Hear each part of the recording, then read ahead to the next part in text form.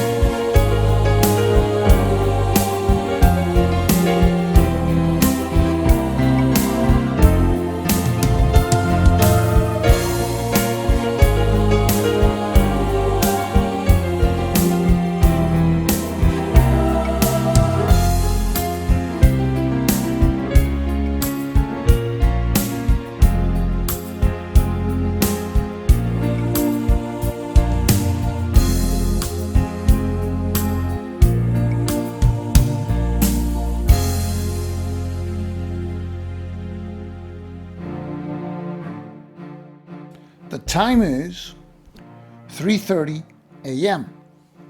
SLC-2 has penetrated the harbor at Gibraltar, but it has been detected, and British patrol craft are hovering right on top of it. And more patrol craft are nearby. Tesei and Pedretti, the SLC's operators, are ready, but the SLC has its transmission malfunctioned. The transmission could be repaired, but this is not the most opportune time to do so with so much enemy patrol craft nearby. SLC-2 is submerged but detected. It must move outside of the detected hex to try to lose the patrol craft. So we begin the turn with the fault check phase, and only on an SLC die roll of 2 will we check to see if any other of SLC's 2 systems break down. And the roll is a 3, so that's a no effect. Now we move on to the SLC phase. Tough decisions lay ahead for the crew of SLC-2.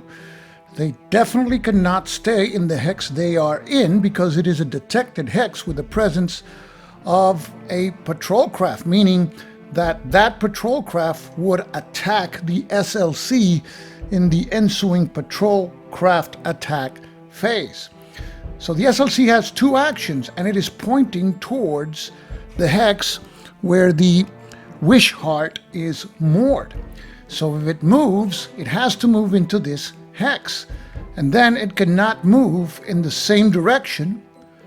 It has to change direction, and that would consume the second action, and that would require a die roll and a result of 4 or more, which is less than certain. So moving forward into the hex occupied by the Wishheart and the patrol craft only ensures that patrol craft number 2 will attack SLC-2 even if SLC2 manages to change direction and point towards the Ingle field.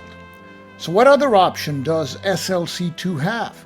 The other option consists in having the first action to attempt to change direction to point into this hex here. And the second action would consist of moving into that hex, which would be automatic. And that's what SLC2 will do. So the first action will be to attempt to change direction, and we spend one action point to leave another action point to be able to move. And for success, we require a pilot skill check, die roll of 4 or more. And Tesei and Pedretti have a pilot skill of 1, so only one die is rolled. And we need a 4 or more for success, so we roll 1d6. But the roll is a 2, so the attempt to change direction has failed, and the SLC has one action point left. So having failed to achieve the change direction action, we have to choose a different action. You cannot choose the same action in the same turn for each SLC.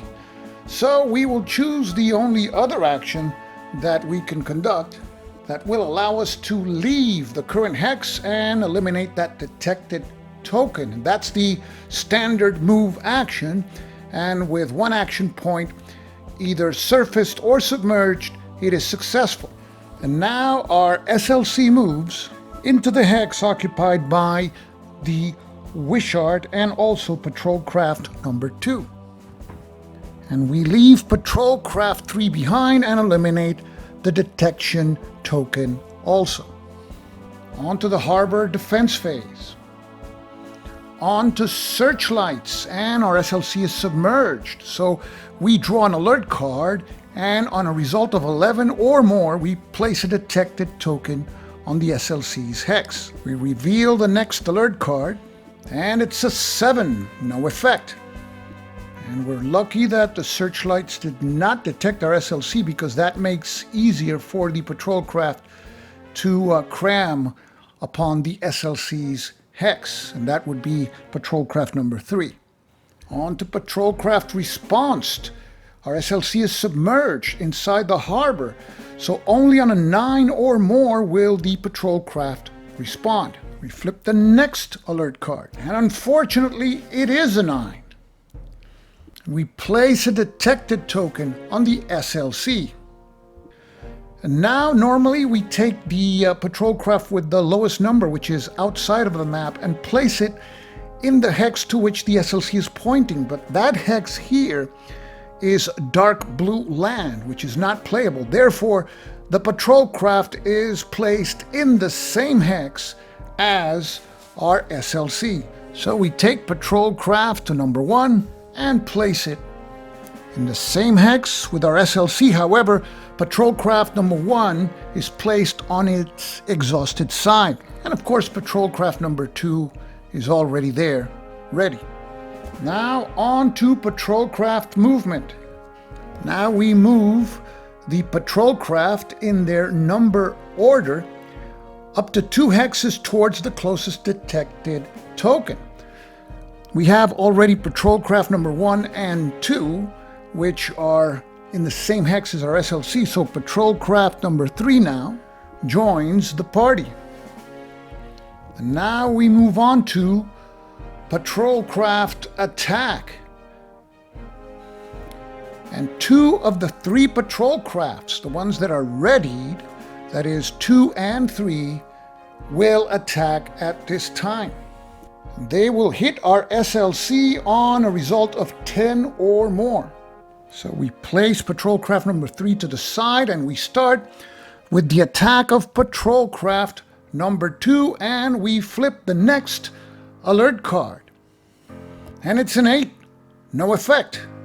Now patrol craft number 3 attacks, and we flip the next alert card. And it's a 7, also no effect. And our crew are still in the game. Now we move on to the cleanup phase. And patrol craft number 1, which is exhausted, is now flipped to its readied side. The British have 3 patrol craft in 1 hex, which is the maximum. That concludes the 0330 turn. Now we move on to 0400 hours. Our SLC is detected with 3 patrol crafts in its hex. And now we have to determine to see if any of the systems of our SLC break down. So we roll the SLC die, and the roll is a 2. So SLC 2 now has to draw a new false card. Our SLC already has a malfunctioning transmission, and we reveal the next fault card, and it's another transmission fault card. And because there's no token in the transmission space, because it is already on another transmission fault card, the newly drawn card has no effect and it is discarded. On to the SLC phase, and we definitely have to get out of the hex that we're in. But to get out, we have to first change direction. And changing direction can be automatic, but only if you consume both of the actions of the SLC, which will leave the SLC detected in a hex with 3 patrol craft. So we have no choice but to spend our first action to conduct a pilot skill check to see if we can change direction. Only on a 4 or more is that successful. So we roll 1d6 and another 2 is rolled. So the change direction action fails and we cannot move forward. So we have 1 action point left, and we will use it to attempt to repair the transmission. And we have to check the skill rating of our operators. They have a repair skill rating of 2. That means that they roll 2 dice and also a modifier of +1 to each of the dice that are rolled. And to repair the transmission, we need a die roll of 6 with at least 1 of the dice that we will roll. So we roll 2d6 and add 1. And the roll is a 1 and a 2 modified to a 2 and a 3. So the repair check fails. And our operators are sitting ducks for the patrol craft that are right on top of them. On to the harbor defense phase. There's no searchlight check because our SLC is already detected. On to patrol craft response, we are submerged and detected. So on an 8 or more, will the patrol craft respawn? And you're asking, well, which patrol craft? Well, it would be the remaining patrol craft that is off the map. However, as I stated before, you can only cram up to 3 patrol craft counters in 1 hex. However, we go through with the patrol craft respawns, and we flip the next alert card, and it is a 7, so there's no additional patrol craft response. And you're asking, what would have happened if the patrol craft response would have been successful? The 4th patrol craft would not be placed on the same hex with our SLC. It would not be even able to enter the map because you can only have up to 3 patrol craft in a hex. On to patrol craft movement.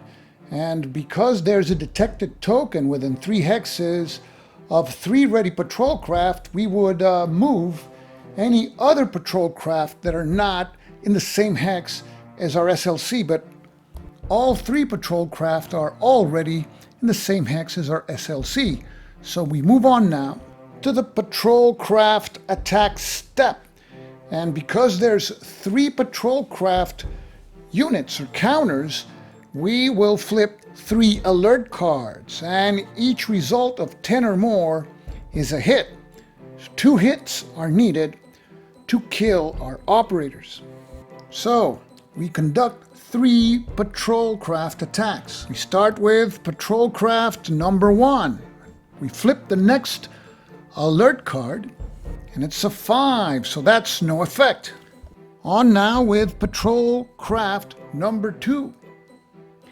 And the card is a 10, and that's a hit on our SLC. That hit stuns our crew. We flip their card to their stunned side, which means that if it remains so, in their next turn they only have 1 action point.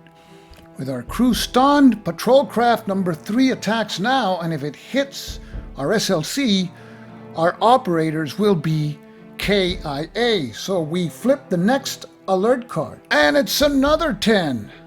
So our SLC is destroyed, and our operators are killed in action. That's the end of SLC 2.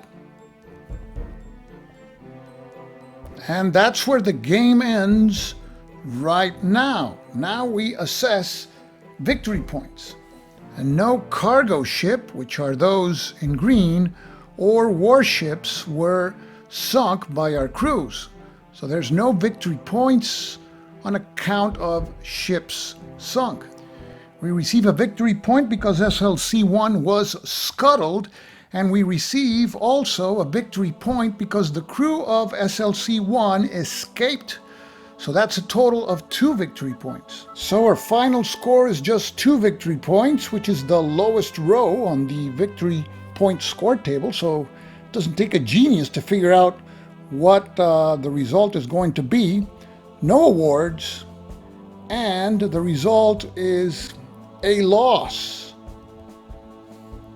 And that's how our mission BG2 Gibraltar ends, in a loss.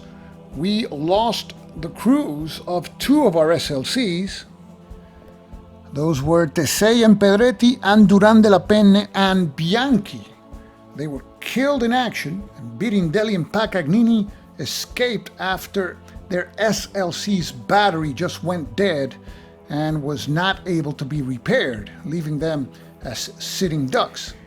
The historical results as to each of the SLCs and crews. As to SLC-3, it had issues with the batteries and also with the ballast pumps, and the crews had to scuttle the SLC and abandon the mission.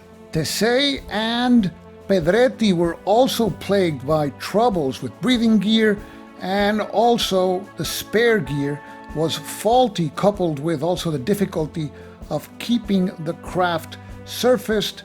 That led the crew to decide to abort the mission.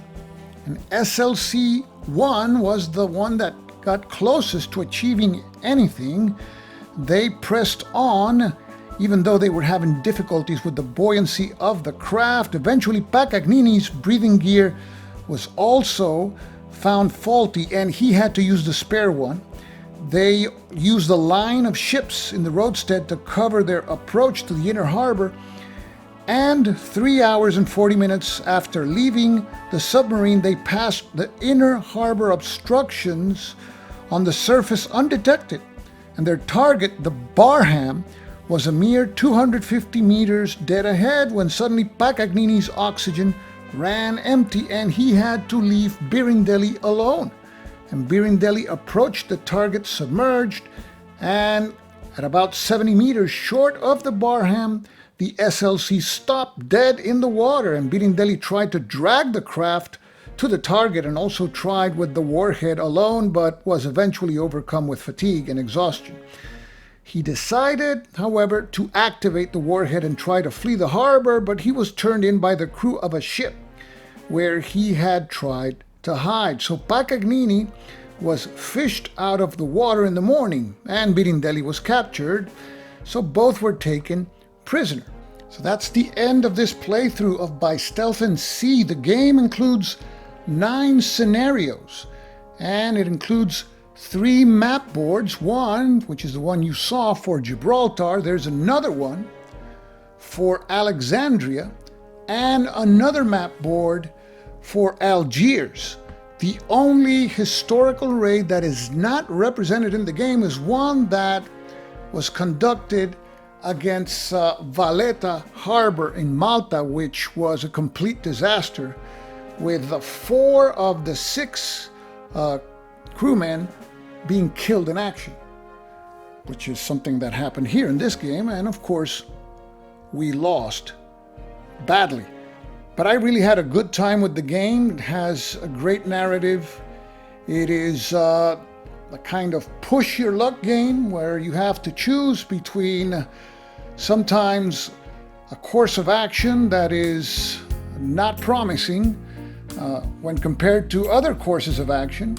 Sometimes you have to press on even though your SLC is faltering, like we saw here at Tesei's and Pedretti's SLC with its transmission problem early in the game that prevented them from moving quickly, even underwater, something that would have helped them be not detected so early by the British defenses. So this is By Stealth and Sea, designed by David Thompson and Nicola Saggini, published by DVG. And this is Stuka Joe, signing off for now. Thanks for watching.